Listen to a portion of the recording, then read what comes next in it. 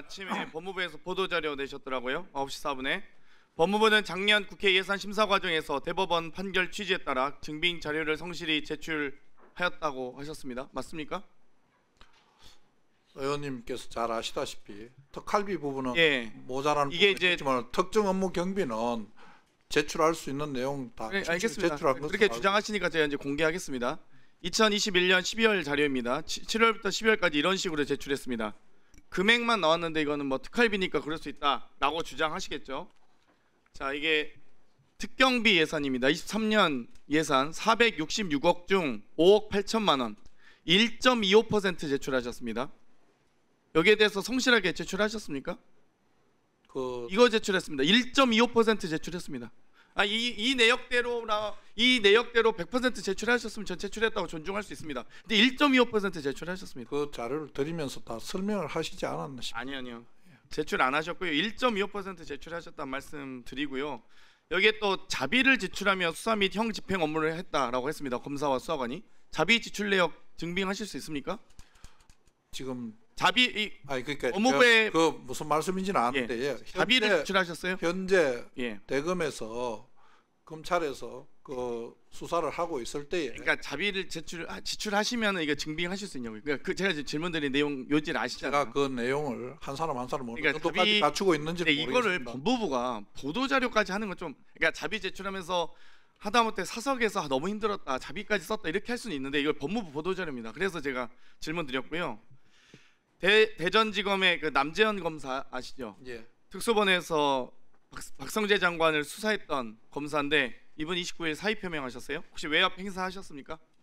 사퇴하라거나 뭐 주변에서 주변 경로로 그런 적 없으시죠? 어떤 경로를 말씀하시는지 모르지만 저는 그 친구 본인은 안 하셨다고 사이에 관여한 바 없으시? 다른 사람이라도 누가 관여한 사람이 있으면 말씀해 주십시오. 알겠습니다. 없다고 알겠습니다. 이 증언을 듣고 싶었고요. 천대엽 차장님, 예. 판결문 잘 보셨죠? 예. 그 판결 선고 나기 전에 내용은 아셨습니까? 선고 내용? 당연히 알 수도 없고 알 알을 수도 수도 않는 없으셨죠? 그런 내용입니다. 혹시 선고 내용 보시면서 어떤 느낌이 드셨습니까? 조금 전에 말씀드린 것처럼 법리 실체적인 부분하고 절차적인 부분 두 군데에 걸쳐서 다수 의견, 소수 의견이 충실하게 저는 최고법원의 권위와 법관에 대한 존중 옳은 말씀이십니다. 당연히 필요한데요. 그 말씀을 듣는 또 어제 판결을 보면서 국민들이 느꼈을 분노와 충격 그리고 정말 이 헌정질서 회복을 바라고 경제 재건을 바라고 국가의 안정을 바라는 전 국민이 이건 보수 진보의 문제가 아닙니다. 또다시 대법원이 선거에 개입하면서 국민들을 수렁 속으로 국가를 대혼란으로 지금 집어넣고 있는 겁니다. 지금 헌정질서가 겨우겨우 탄핵 심판이 인용되면서 헌법이 정한 60일 내에 대선을 치러야 한다라는 헌정질서가 지금 어찌되고 회복돼서 작동하고 있는 것 아니겠습니까? 예. 그런데 또다시 지금 헌법 불능 상태로 대법원이 지금 빠뜨리려고 하고 있는 것이라서 너무나 안타깝고요. 어제 10대2 나왔습니다. 그렇죠? 예. 조이대, 오석준, 서경환, 권영준, 엄상필, 신숙희, 노경필, 박영재, 이숙견, 마영주 다 윤석열 대통령이 임명한 대법관들이죠. 임명은 그와 같은 것으로 알고 있습니다. 그렇죠. 그동안의 대법원의 재판의 기조는 돈은 묻고 말은 푼다라는 것 아닙니까? 그러니까 소위 부정한 정치 자금이거나 기부행위 제한 등에 걸리면 문제를 심각하게 삼아야 되지만 표현의 자유를 폭넓게 해석하자는 것이 정읍시장 판결부터 해서 대법 판례였습니다. 그렇지 않습니까? 그런데 그거를 완전히 뒤집습니다. 그중에 권영준 대법관, 박영재 대법관 이분들은 작년 정읍시장 판례에 참여한 대법관들이에요. 근데 본인들이 했던 얘기도 뒤집고 있습니다. 대법관에 대한 전 대법관들 정도 되시면 누가 임명했든지 간에 본인의 양심과 소신에 따라서 정말 최고 권위의 법관 아니겠습니까? 대법관은 그렇지 않습니까? 법률은 개별적인 사건에 이제 포섭을 해서 결론을 내리는 구조로 되어 있는 것은 위원님 잘 아시는 바와 같습니다. 맞습니다. 이와 같은 결론을 내리는 데 있어서 제가 다수 의견의 말씀드린 어떤 건 논리를 능력의 부족을 말씀드린 게 아니라 양심의 부족을 말씀드리고 싶은 겁니다. 자, 그럼 그 말씀하셨으니까 한번 들어가 볼게요.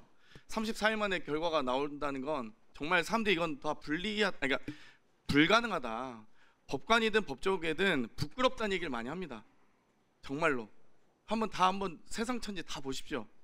사건 배당 당일에 이례적으로 조희대 대법원장이 전원합의체 회부했습니다. 이례적으로 당일 심리 기일을 지정했습니다. 또 이례적으로 이틀 만에 합의 기일을 지정했습니다. 전원합의체 회부 당일 이례적으로 합의 기일도 지정하고 9일 만에 2번 심리하고 선고했습니다. 그러면 이 절차와 과정에 대해서 과연 성실하게 절차가 진행됐는지, 그리고 왜 이 사건에 대해서 유독 선거 개입이란 말이 나올 정도로 이례적인 일들이 우연히 겹쳐 있는지를 한 가지 묻고 싶고요. 두 번째는 대법원 전원합의체 심리 절차에 대한 내규가 있지 않습니까? 예. 2조에 의해서 합의기일 10일 전에 지정해야 되고요. 7조에 의해서 이 재판 연구관들이 조사 연구한 결과를 기일 전에 미리 보고하도록 되어 있습니다. 그러면 10일 전에 지정 안 하셨죠? 신속한 처리가 안 필요한 하셨잖아요. 경우에는 그러니까 별도로 할수 대법관들이 대법원의 내규조차도 지키지 않는 겁니다. 내규 단서와 같은 이제 예외가 있다는 부분 위원님 잘 아시는 그러니까 바와 예외를 계속 적용해서 그러니까 이례적으로 지금 그럼 이례가 지금 또 5번에 7번 더 겹치고 있네요. 그 보고는 받으셨습니까? 재판 연구관의 조사 연구 결과? 앞서 말씀드린 바와 같이 그런 부분은 저희들 행정처에서는 일체 관여하지 않는 부분입니다. 9일 만에 2번 심리하고 그러면 2번 심리하면은 대법원의 판결이 그렇게 3심의 결과가 가볍습니까? 그렇게 심사숙고란 말 아시죠? 예. 9일 만에 심사숙고가 가능합니까? 조금 2번 전에 심리 만에? 조금 전에 말씀드려야 되겠습니까? 조금 전에 한 말씀만 더 드리겠습니다. 이게 지금 법무부 이제 법사위 요구 자료인데요. 300페이지 정도 됩니다. 7만 쪽을 지금 6일 소위 선고 기일 지정으로만 따지면 6일 만에 선고하신 건데 하루에 1200페이지씩 이걸로 따지면 거의 39권을 6일 만에 읽으신 겁니다. 그러면 하루에 4권을 이거 읽으실 수 있으세요? 대법관님들 똑똑하고 뭐 속도를 얼마나 잘하시는지 모르겠는데 이거를 하루에 4권 6일 만에 33권 읽을 수 있습니까? 아니 이 세상에 어떤 사람이 이런 책을 6일 만에 33권을 읽습니까? 저희가 사실 공부할 때 이래도 이해도 다 해보지만 이런 책을 어떻게 이 책을 하루에 4권 읽을 수 있습니까? 제가 이거는 능력의 문제가 아니라 양심의 문제라고 생각합니다.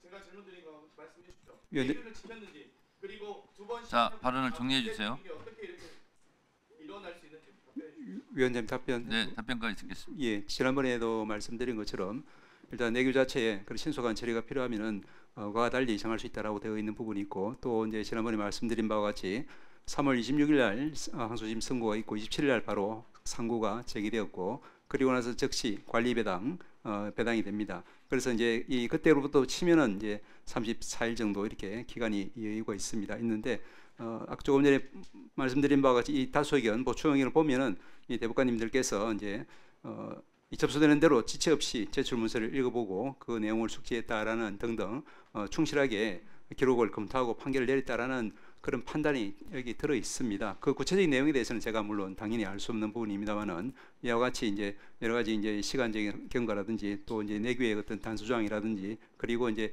이 공선법에 따라서 이렇게 신속 처리가 필요하다라고 하는 그런 부분이 이 다수 의견의 논리에는 좀 들어 있는 것 같습니다. 물론 위원님 말씀하신 바와 같이 소수 의견을 내신 대법관님들은 그럼에도 불구하고 일반론적인 견지에서 절차 진행이 좀 문제 있다라는 문제제기를 분명히 하고 있는 것은 또 틀림없는 사실입니다. 이 모든 것들이 이 전원합의체 판결에 다 담겨 있기 때문에 저로서는 이렇게 한 90페이지 이르는 판결이 나오게 된 것은 그야말로 그 자체가 충실한 심리 검토를 했다는 증거라고 저는 생각을 합니다.